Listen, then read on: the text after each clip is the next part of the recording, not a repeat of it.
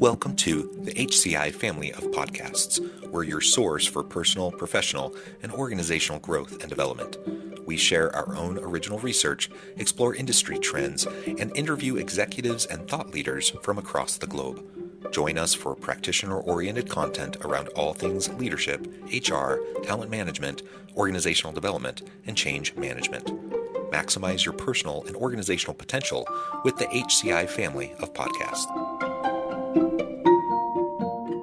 Kelly Finnell, welcome to the conversation today. Thanks. It's great to be with you, John. It's great to be with you. You're joining us from Memphis, Tennessee. I'm south of Salt Lake City in Utah. And today we're going to be talking about the impact of employee ownership on morale and productivity, ESOPs, the like, and really how they can be leveraged within organizations. I love this topic. I think it's one that we don't explore and talk about enough because, it's really not the norm in a lot of organizations, honestly. And it's a really great untapped opportunity that we really should be thinking about and finding ways to incorporate more often in today's organization. So I'm excited to pick your brain and get your insights as we have this conversation. As we get started, I wanted to share Kelly's bio with everybody. Kelly Finnell is a sought-after speaker and leading expert on employee stock ownership plans. He has spoken at more than 300 conferences and meetings throughout the US, London, and Sydney. He is a published author on using ESOPs in succession planning. A trusted resource to business owners and exit planners, Kelly is the author of the ESOP Coach, Using ESOPs in Ownership Succession Planning, and the president of Memphis-based EFS ESOP Consultants. Kelly graduated magna cum laude from the University of Memphis and from its law school. There's a whole lot more I could highlight about Kelly and his background, but Kelly, I'm going to pause there. Anything you would like to share with the audience by way of your background or personal context before we dive on in? Well, maybe something that would be helpful is I have a little bit of experience in this area. It still amazes me when I think about the fact that I've been doing this for 44 years now. It's been the sole focus of my business for the last 15 years. And we're actually doing ESOPs all over the country. Last year, we did a transaction in Portland, Oregon, and in South Carolina, and at lots of places in between. Yeah, very cool. 44 years. That's a good amount of time doing a lot of good work. So congratulations to you on a long, successful career. That's awesome. Okay, as we dive on in, let's start by just defining things. Probably a lot of the audience is familiar with employee stock ownership plans, but can you spend just a little bit of time explaining what these are and how they differ from other employee benefit plans? Absolutely. An ESOP is really two things in one. For a business owner, an ESOP is an alternative to selling to private equity or to a strategic buyer. So an ESOP gives a business owner a way to cash in on their life's work by selling to their employees using the ESOP trust as a conduit for that transaction. And the reason people use it as a conduit is because of the many tax benefits that are offered by ESOPs. But we'll come back to that subject. And so for the employees, an ESOP is a retirement plan. So it's a first cousin to a 401k plan. But there are three key differences between an ESOP and a 401k plan that allow it to serve that dual purpose of being a liquidity strategy for the business owner and a retirement plan for the employees. So those three key differences are that an ESOP can borrow money, and no other type of retirement plan is allowed to do that. It would be illegal for a 401k plan to borrow money. The second difference is that an ESOP can engage in certain transactions with parties in interest. And the third difference is that an ESOP is required to invest primarily in the stock of the sponsoring employer. So when you put those things together, an ESOP is a retirement plan. It can borrow money. And so it borrows money from a bank and also from the selling shareholder in the form of what we call a seller note, a promissory note. The second key difference is that it can engage in certain transactions with parties in interest. So the ESOP uses those two sources of capital, those loans, to buy stock from often a company's founder, the existing shareholder. And then the third key difference is that the stock that's purchased becomes an asset in the employee's retirement account. So unlike a 401k plan where you have a family of mutual funds to select as an employee to invest in, with an ESOP, you don't have to make an investment decision because the stock of the company is going to be often the sole asset in your ESOP retirement plan account. Yeah, that's awesome. Thank you for that explanation. What I'm suspecting some are thinking is, well, isn't there some risk in not diversifying, with this kind of a plan? Absolutely, there are risks. And so, one of the most fundamental theories of investing is that you want to have a diversified portfolio. And an ESOP is the ultimate concentrated investment program because typically the only investment of the plan is the company stock. Yeah. So, what do you do about that? The answer is almost all of our clients, when they adopt an ESOP, they at the same time continue the 401k plan Yeah. so that we have a balance. We have a diversified retirement plan for the employees in the form of the 401k plan, but then we also have this concentrated investment in the ESOP. Yeah. And I think that's really important. I think about it as other forms of investment and other forms of like company ownership that you might choose to be involved in. And you're still going to have your more traditional diversified retirement plans in place. You really need to, right? Um, because Absolutely. yeah, just like if I were to start my own business, there's lots of risk in that. If I were to buy into some other business or buy stock, heavily into another business, same thing. Like you could always have a lot of risk in that. But there's tons of potential benefits.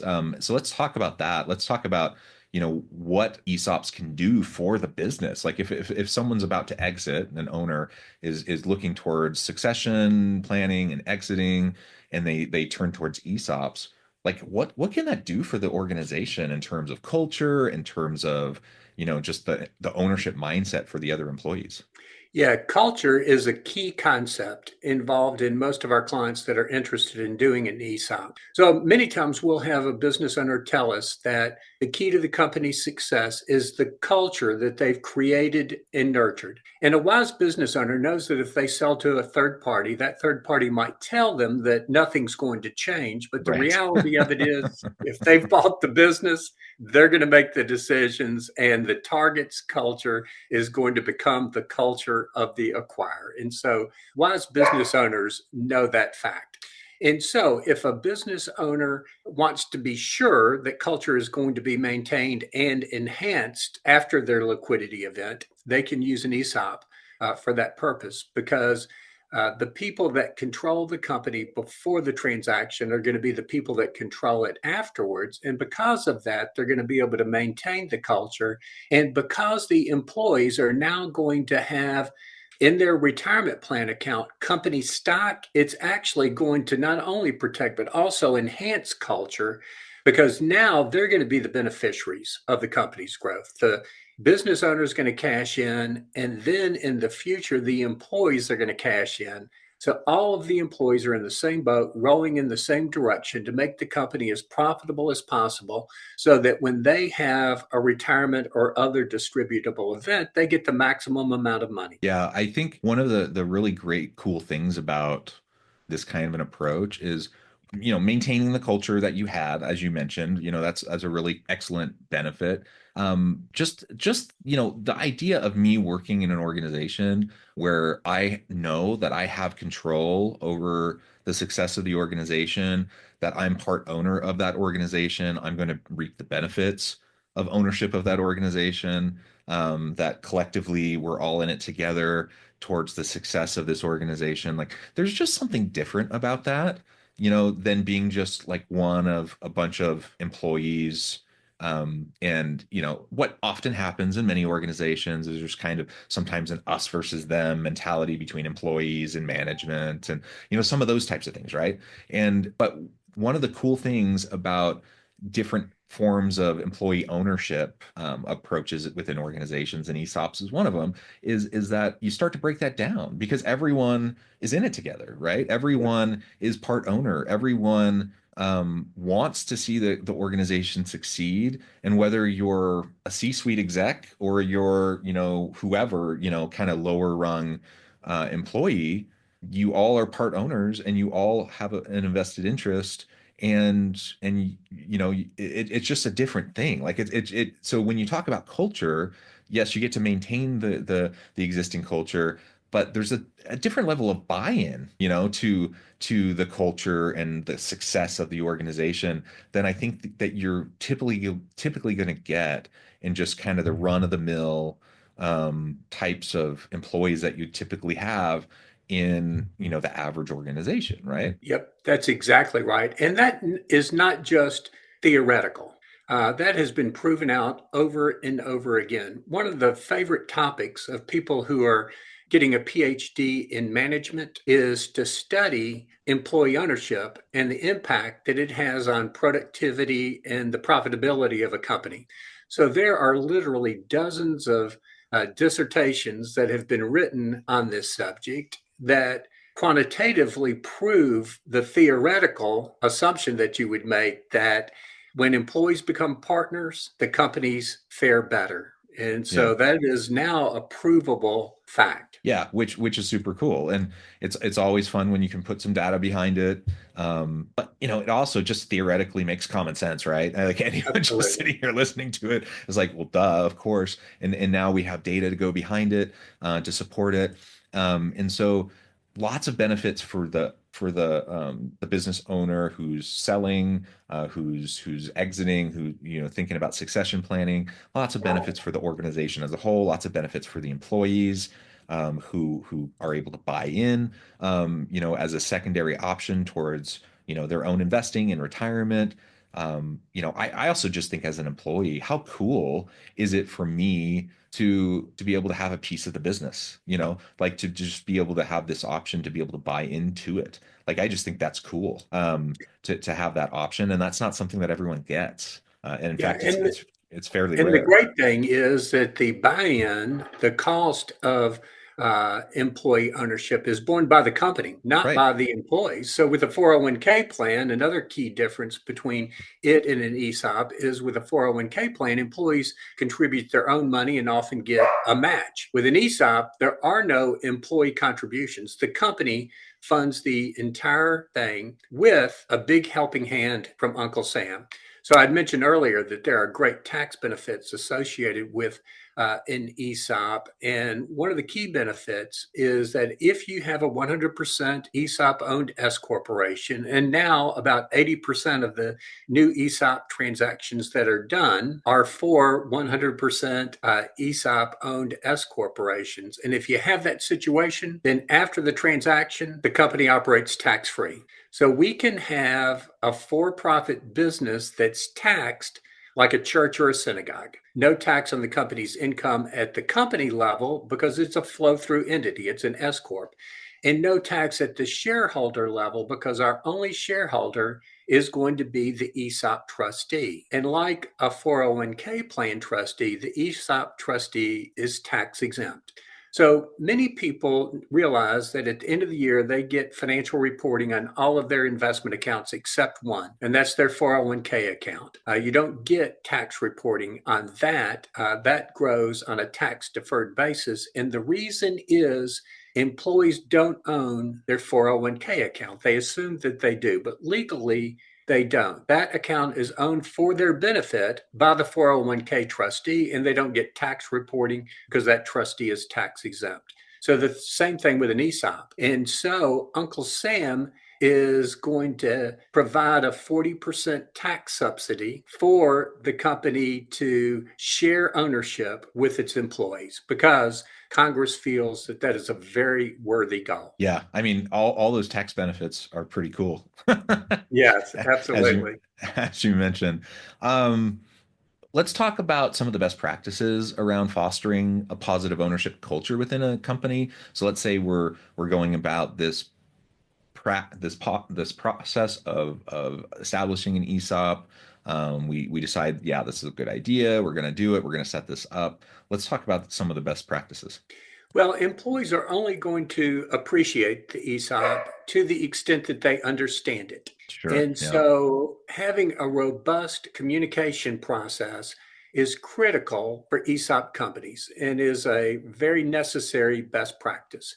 So, what we often see is our clients will provide a very brief quarterly one page newsletter to their employees. It's often just sent electronically, no paper, and it reminds the employees that first, they're owners of the company and Hmm. that their ultimate benefit is going to be dependent upon the success of the company.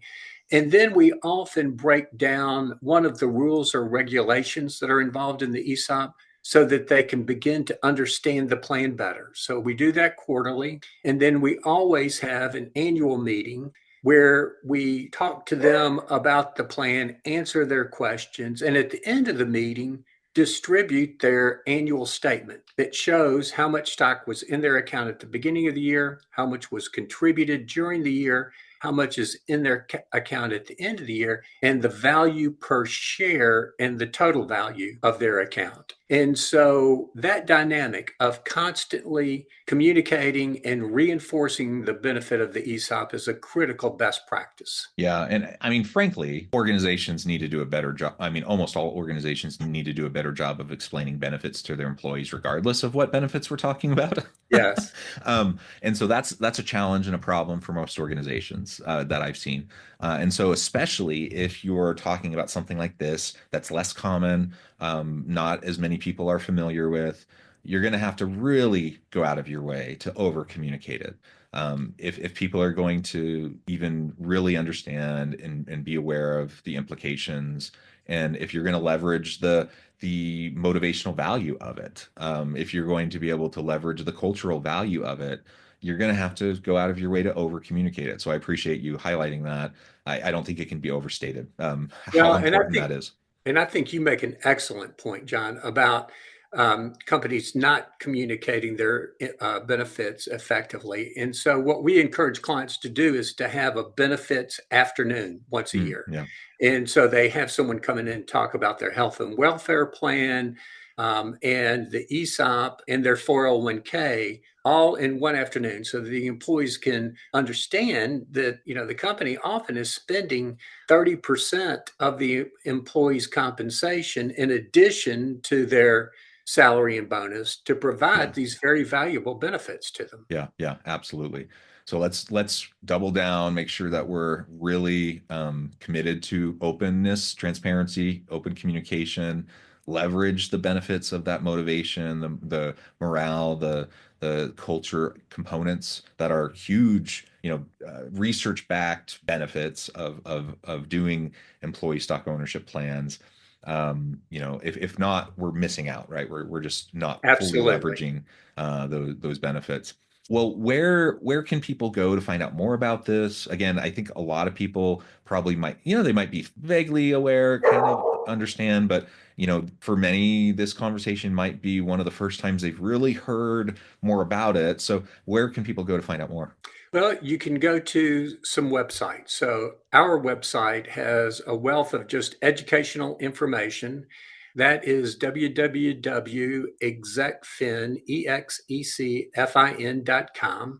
Then, like every industry, we have industry associations. And so you can go to the industry association websites. The two of them are NCEO, National Center for Employee Ownership.org, and the other one is TEA, the ESOP Association.org. And so you can get lots of educational information there.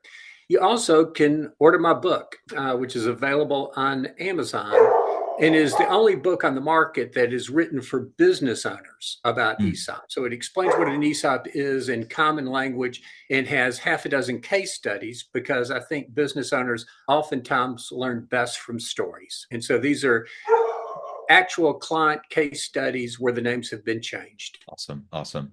Well, this has just been a fantastic conversation. I know at the time I'm going to have to let you go here in a minute, but before we wrap things up for today, I wanted to give you a chance to share with the audience how they can connect with you, find out more about your work and team, and then give us the final word for today.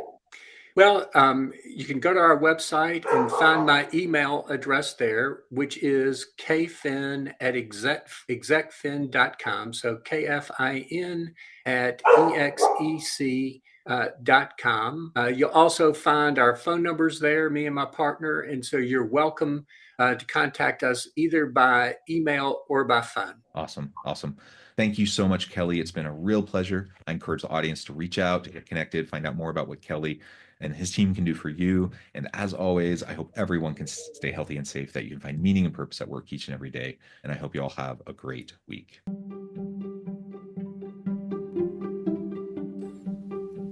Thanks for joining us for this episode of the podcast. We hope you stay healthy and safe, and please join us again soon.